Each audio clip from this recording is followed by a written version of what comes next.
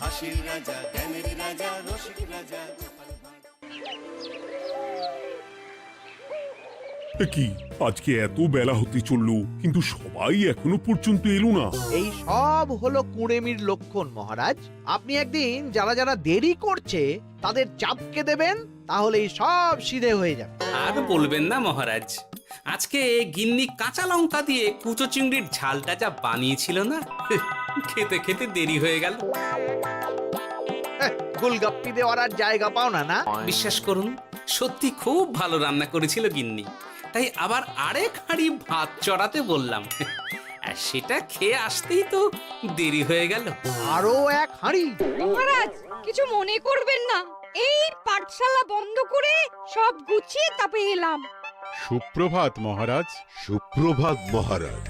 প্রভাত আজকে আর শুনেই তোমরা সবাই এত কুঁড়ে হয়ে গেছো যে কি বলবো। মহারাজ, এই কুড়েমির আসল কারণ হচ্ছে চর্বি। কথায় আছে, যত বেশি চর্বি তত তাড়াতাড়ি মরবি। আপনি কি বলতে চাইছেন মন্ত্রী মশাই, যে আমি তাড়াতাড়ি মরে যাব আর আপনি মজা দেখবেন? ঠাকুর ঘরে কে, আমি তো কলা খাইনি ব্যাপার হয়ে গেল। গোপালের একদম মোক্ষম জায়গায় আঘাত লেগেছে, যাকে বলে ওই আঁতে ঘা। তুমি বেশি কথা বলো না বৈদ্য, ছুঁচ করে চালুনির বিচার। হ্যাঁ, বৈদ্য তো দেরি করেই এসেছে। আমার মনে হয় প্রত্যেককে এমন ভাবে প্রশিক্ষণ দেওয়া দরকার যাতে তারা একটু চনমনে হয়ে ওঠে। হ্যাঁ মহারাজ, তাহলে আগামীকাল থেকেই শুরু হোক ব্যায়াম আর অস্ত্র শিক্ষা। হ্যাঁ, কুঁড়ে থাকলে রাজ্যের কোনো বিপদ আপদেই সভাসদেরা কাজে আসবে না। ঠিক বলেছেন মহারাজ। তাহলে আর দেরি কেন, চলো সবাই এখনই আমরা মাঠে যাই। এই তো মহারাজ ভরপেট খেয়ে এলাম, এখনই মাঠে? ওসব অজুহাত দিয়ে লাভ নেই, চলো চলো চলো।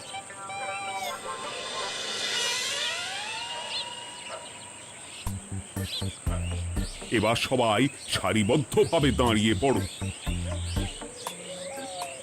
কি গোপাল কোথায়? মহারাজ, গোপাল আপনার পিছনে দাঁড়িয়ে আছে, চুপি চুপি। এই এই এই গোপাল, যাও যাও মাঠের মাঝখানে গিয়ে দাঁড়াও। এই চাঁদি ফাটা রোদে কেন মহারাজ সুস্থ শরীরকে ব্যস্ত করছেন? এইসব বাজে কথা শুনতে চাই না। শুয়ে বসে থেকে শরীরের কি অবস্থা করেছো? শরীরের নাম মহাশয়, যা সবে তাই সয়। তুমি যাবে না, তোমাকে এক্ষুনি বরখাস্ত করব। কি জ্বালা! যেখানে আমার সব কাজ বুদ্ধি দিয়েই হয়ে যায়, সেখানে গায়ের জোরের কি দরকার? হ্যাঁ,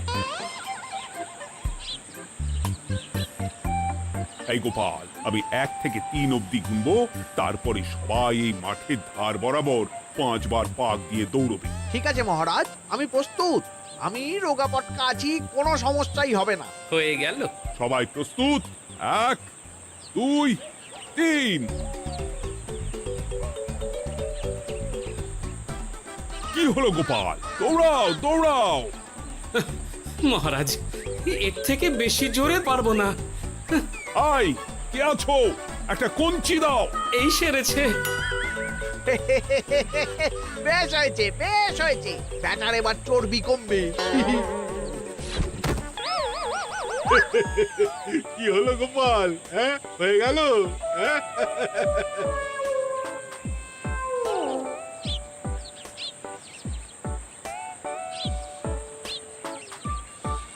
এই গুলতে, ফুটি, আমাদের দাদু উল্টে গেছে। হ্যাঁ, তাই তো দেখছি। চল চল, গিয়ে দেখি। উফ, চেহারার কি অবস্থা বানিয়েছো গোপাল? হ্যাঁ, এতটুকু দৌড়তে গেলেই চিটপটাং।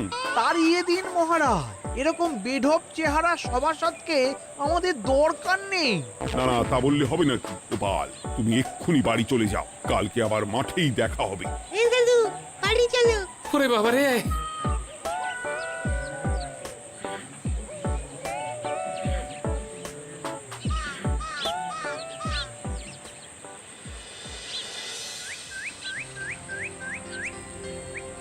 আরে ধুর ছাতার মাথা, তখন থেকে জল খেয়েই চলেছ। কি হয়েছে সেটা বলবে তো? শরীর চর্চা হয়েছে, শক্তি খরচা হয়েছে, আর পারছি না। উফ, বাপরে বাপ, কি পায়ে ব্যথা! এই জন্যেই আমি বলি বাপু, একটু বপুটাও নড়াও, কিন্তু কার কথা কে শোনে? ওরে বাবা, অকারণে সুস্থ শরীর ব্যস্ত করব কেন বলো তো? বেশি নড়াচড়া করলেই আয়ু কমে যায়। তোমার এই বাজে কথা কোন শাস্ত্রে লেখা আছে শুনি? শাস্ত্রে কেন যাব, বাস্তবে জলজ্যান্ত উদাহরণ আছে। আমি মানতে পারছি না। হুম, মানতে পারছি না বললে তো হবে না, তোমাকে মানতেই হবে। বেশ, প্রমাণ করো। আমি যদি তোমাকে প্রমাণ করে দিতে পারি, তাহলে আজ থেকে বাড়ির বাজার দোকান করার দায়িত্বটাও তোমাকেই নিতে হবে। দিদা তুমি তো ফেঁসে যাবে, দাদুর সঙ্গে বাজি লড়বে না। এই বাদ দে তো, তোর দাদু আগে প্রমাণ করুক যে বেশি নড়াচড়া করলে বয়স কমে। হ্যাঁ তাহলে বাজি? হ্যাঁ বাজি। আচ্ছা ঠিক আছে, বেশ। তুমি তুমি একটা পশুর নাম বলো তো, যারা খুব তাড়াতাড়ি দৌড়য়। ঘোড়া, হরিণ, চিতাবাঘ আরো আছে। আচ্ছা, এবার সবচেয়ে আস্তে আস্তে কোন পশু চলে এরকম একটা পশুর উদাহরণ দাও। কেন কচ্ছপ? এই তো পেয়ে গেছে উত্তর। এবার তুমি বলো তো, কচ্ছপ কত বছর বাঁচে, আর ঘোড়া, হরিণ, চিতাবাঘ এরা কত বছর বাঁচে? চিতাবাঘ, ঘোড়া কেউই 30 বছরের বেশি বাঁচে না, কিন্তু কচ্ছপ 300 বছরও বেঁচে থাকে। হেরেছে, হেরেছে, আমার বউ হেরেছে। উফ, জীবনের কত বড় চাপ নেমে গেল। হ্যাঁ, এই তুমি আমাকে এভাবে হারালে? তখনই বললাম দাদুর সঙ্গে বাজি লড়তে যেও না। নাও এবার খেলা সামলাও।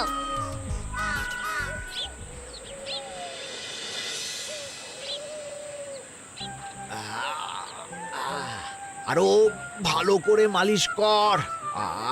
আজকে ছোটাছুটি করে পা দুটো বেশ ব্যথা ব্যথা করছে। কালকে তো আবার অন্য পরীক্ষা। আরে আমার হালকা চেহারা আছে, সব সামলে নেব। কালকে তো অস্ত্র চালনা হবে, কালকে আমি কাঁপিয়ে দেব। কাঁপাতে তো হবেই মন্ত্রী মশাই। আমরা আপনার শরীরে এমন ঘষা মাজা করে দেব না, মনে হবে আপনি না একটা জলযন্ত্র অস্ত্র, অস্ত্র চালনা করতে যাচ্ছে। বাস এই তো চাই। আউ! ওরে বাবারে, আস্তে আস্তে। আরে বাবা, আপনার তো ইস্পাতের শরীর, ভাঙবে তবু মচকাবে না। চিন্তা করছেন কেন? ভয় পাবেন না, ভয়কে জয় করতে হবে। আরে আরে আরে, তোরা আমার কথাটার সাথে করছিসটা কি? মানুষটা মরে যাবে তো। চিন্তা করো না গিন্নি।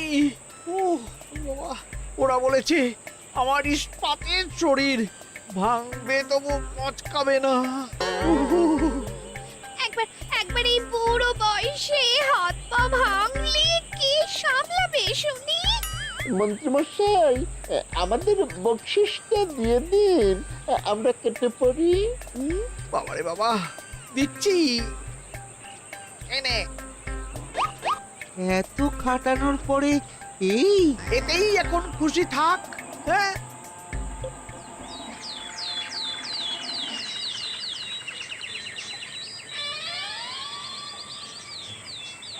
এবার তোমাদের সকলকে অস্ত্র শিক্ষা দেওয়া হবে। উফ, রোজ রোজ কি জ্বালাতনে পড়েছি, বাপরে বাপ। বাবা মা কাউকে ডাকার দরকার নেই, ভালো না লাগলে রাজসভা চাকরি ছেড়ে চলে যাও। মহারাজ, এটা তো উচিত নয়। যে যেটাই পারদর্শী তাকে সেটাই করতে দিন না। একটা বাঁদরকে যদি আপনি বলেন শিকার করে মাংস খেয়ে দেখা, সে কি পারবে মহারাজ? মহারাজ, গোপাল একটু বেশি কথা বলছে, ওকে আপনি বের করে দিন। আমি তোমার কথাই বলবো না গোপাল, তোমাদের সবাইকে এখন অস্ত্র শিক্ষা শিখতেই হবে। কর্তার ইচ্ছায় কর্ম, এখন তো আমার আর কিছুই বলার নেই। তাহলে আর দেরি কেন, তোমরা সবাই একটা করে ঢাল আর একটা করে তলোয়ার তুলে নাও। সেনাপতি, বলুন মহারাজ। তুমি সকলকে অস্ত্র শিক্ষা দেবে, তলোয়ার চালানো শেখাবে। এক এক করে প্রত্যেকে তোমার কাছে যাবে আর এক এক করে তুমি সবাইকে তলোয়ার চালানো শেখাবে। আচ্ছা মহারাজ, তাহলে ওই সবার প্রথমে চলে আসুন মন্ত্রী মশাই। হ্যাঁ, আমি প্রস্তুত। আমার শরীর ইস্পাতের মতো, ভাঙবো তবু মচকাবো না।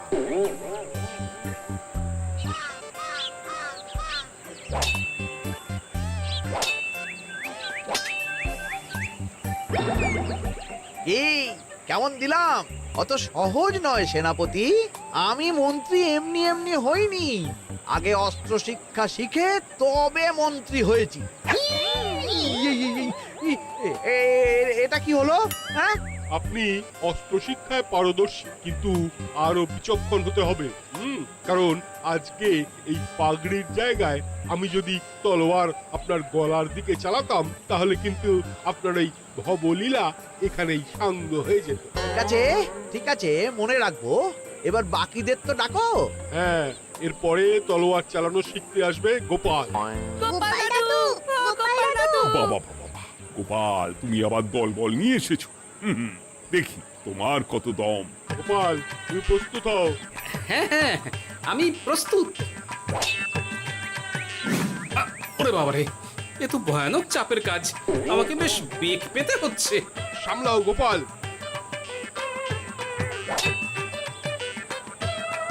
না, আমাকে অন্য রাস্তা দেখতে হবে।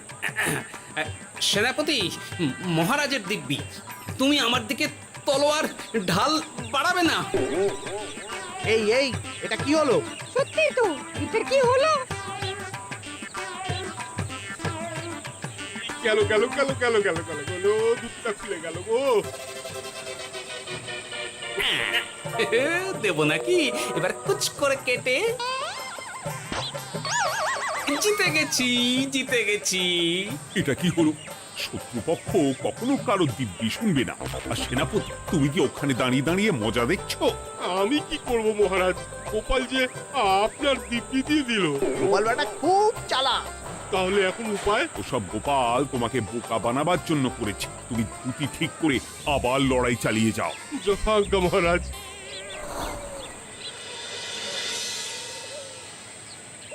কিরে নেপলা, তোদের দিদা আমার জন্য কি রান্না করে পাঠিয়েছে রে? এই তো ভাত, আলু সেদ্ধ, এই পুঁই শাকের ঝোল আর রুই মাছের ঝাল। আর তোদের যে তোষক, বিছানার চাদর আনতে বলেছিলাম, এনেছিস তো? ওই তো দাদু, কুটির গুলটে আর বাকিরা সবাই ধরাধরি করে নিয়ে আসছে। ব্যাস, তাহলে তার কোনো চিন্তা নেই। খেয়ে একটা জব্বর ঘুম দেব, কারণ এখানে যা রঙ্গ দেখছি তাতে বিকেল হয়ে যাবে। তলোয়ার শিক্ষা আজকের মতন এটুকুই থাক। এবার শুরু হবে বল্লম শিক্ষা। সবাই আবার আগের মতন সারিবদ্ধভাবে দাঁড়িয়ে পড়ো। আহ, তোদের দিদা ওই সবটা কিন্তু বেশ জব্বর বানিয়েছে। তোদের দিদার হাতের রান্নার কোনো তুলনাই নেই।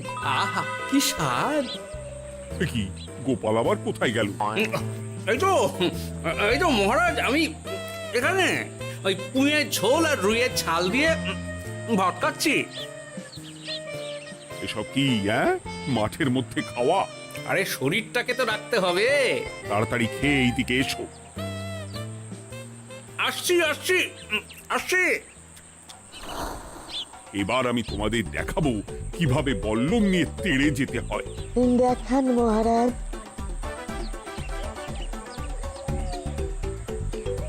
এ তো খুবই সোজা মহারাজ। ঠিক আছে, তাহলে বল্লম নিয়ে তেড়ে যাও দেখি। দিন, আপনার হাতের বল্লমটাই দিন।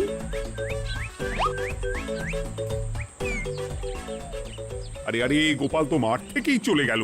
আমি ডেকে আনছি মহারাজ। আরে আরে, ও গোপাল, গোপাল, মহারাজ ডাকছেন। থামো থামো। মহারাজ বলেছেন বল্লম নিয়ে তেড়ে যেতে। তেড়ে গিয়ে আবার ফিরে আসতে তো উনি বলেননি। আরে, এ তো মহা মুশকিল।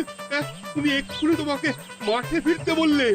সেটা আপনাকে বলতে পারে সেনাপতি, আমাকে তো বলেনি। আমি চললাম।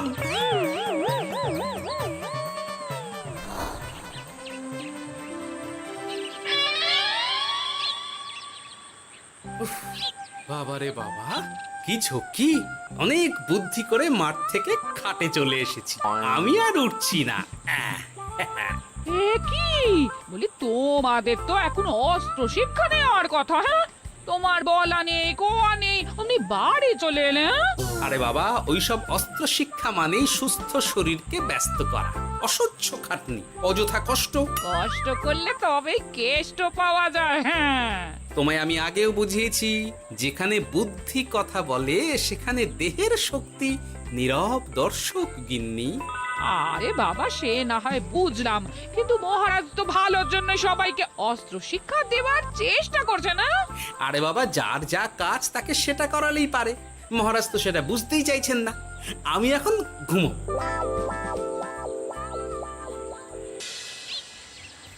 দরজা খোলো গোপাল, দরজা খোলো। গোপাল, গোপাল দরজা খোলো বলছি। ব্যাস হয়ে গেল। একটু শান্তিতে ঘুমাবো তার জো নেই।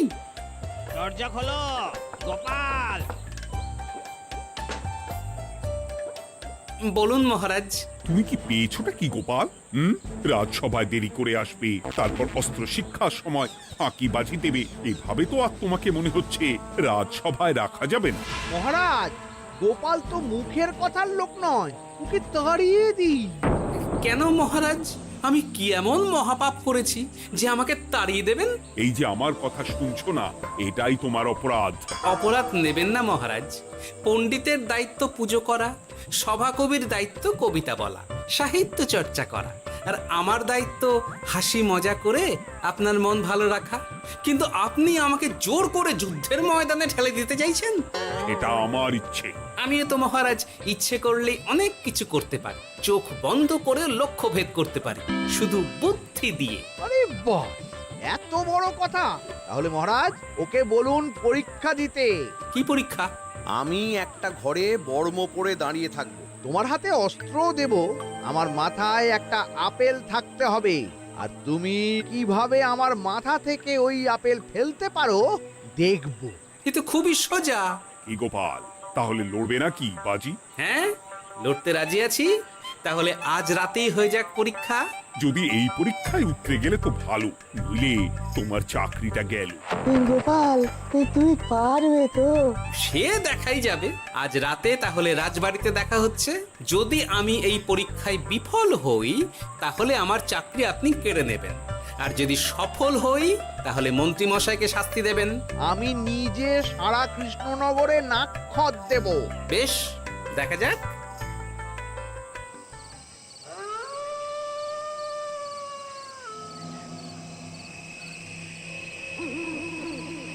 কি মন্ত্রীমশাই, ব্যবস্থা সব ঠিকঠাক হয়েছে তো? হ্যাঁ, এবার শুধু গোপালের পরীক্ষার পালা। আমি তাহলে বাইরে গেলাম, গোপালকে পাঠিয়ে দিচ্ছি।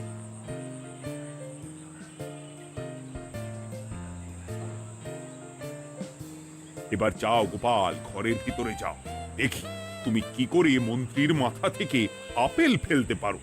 আপনি তো শুধু আমার চোখ ঢেকেছেন, আমার নাক, মুখ, কানও ঢেকে দিন, যাতে ঘ্রাণেন্দ্রিয়, শ্রবণেন্দ্রিয়েরও সাহায্য না নিতে পারি। বেশ, তাহলে তাই হোক। আই, কে আছো? গোপালের মুখ, নাক আর কান ঢাকো। যথা আজ্ঞা মহারাজ। একটু মোটা কাপড় দিয়ে নাক মুখ ঢাকো, হ্যাঁ, যাতে সেভাবে আপেলের গন্ধ না পাই। বেশ বেশ।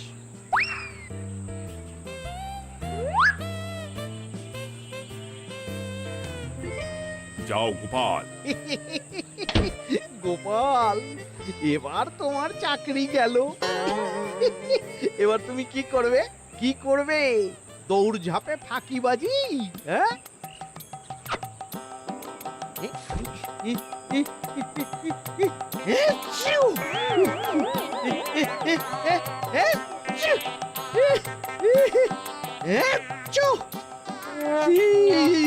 গেল গেল গেল গেল গেল, আপেল পড়ে গেল। আপেল পড়ে গেল?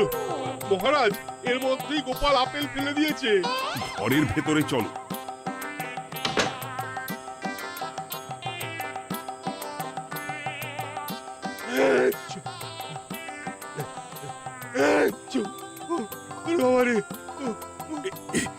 কি ওরে বাবারে বাবা, কি ঝাঁজ!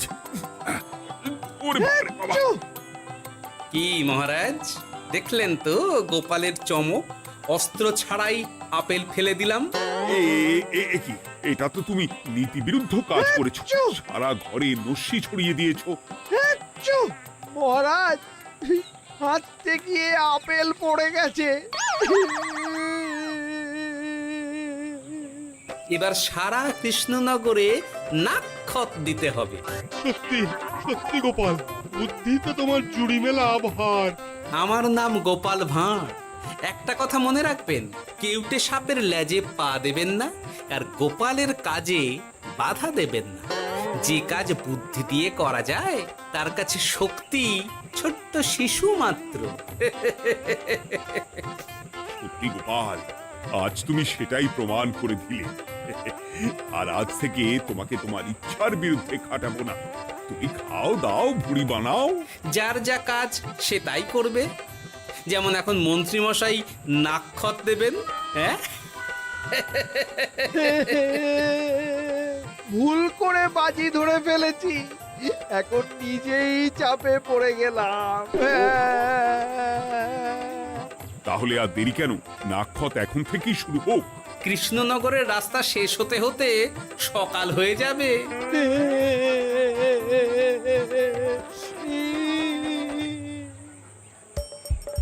হাসির রাজা জ্ঞানের রাজা রসিক